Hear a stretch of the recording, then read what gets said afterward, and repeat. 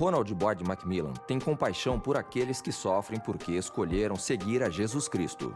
Como correspondente da revista Time, cobriu o massacre na Praça da Paz Celestial e confrontos étnicos na Indonésia. Fundou a primeira agência de notícias dedicada a revelar ao mundo os apuros dos cristãos perseguidos. Suas reportagens são publicadas nos jornais The New York Times e The Washington Post. Quando a igreja é perseguida, geralmente é porque ela faz o que é certo. Isso acontece quando os cristãos são maduros, sérios e radicais.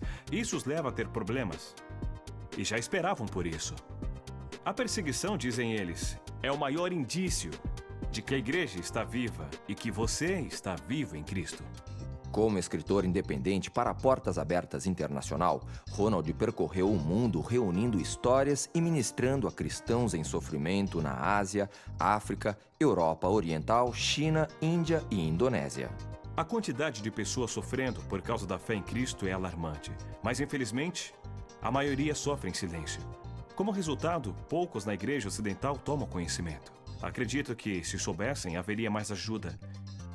E mais seriam transformados pela vida desses modernos heróis da fé. O livro A Fé que Persevera, escrito por Ronald, não apenas narra histórias comoventes, como também faz análises profundas. Pouco depois do massacre da Praça da Paz Celestial, eu visitei 3 líderes cristãos em Pequim. Cheguei no exato momento em que eles iriam brindar em homenagem ao homem que lhes proporcionou o maior reavivamento. E eu quis participar. Levantaram os copos e todos brindaram a Mao Tse-tung. Será que eu entendi? Vocês disseram Mao Tse-tung? Isso mesmo. Mas ele era um grande monstro.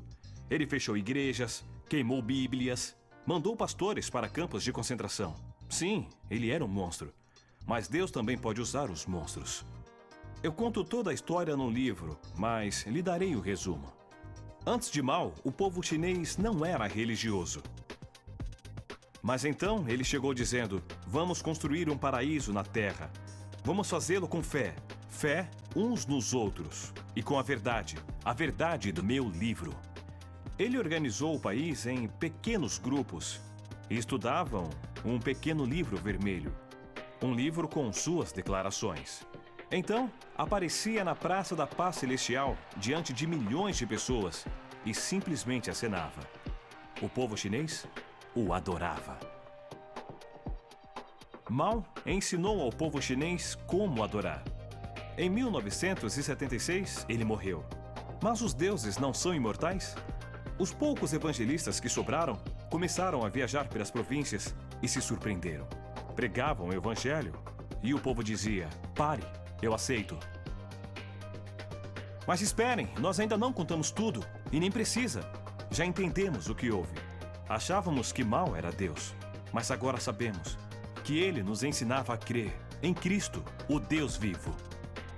Então aqueles homens apelidaram Mao de o tolo de Deus. Ele pensava ter destruído a igreja, mas ele foi o maior pré-evangelista da história. O maior reavivamento da história da igreja aconteceu nos anos 80, com mais de 60 milhões de conversões naquele período.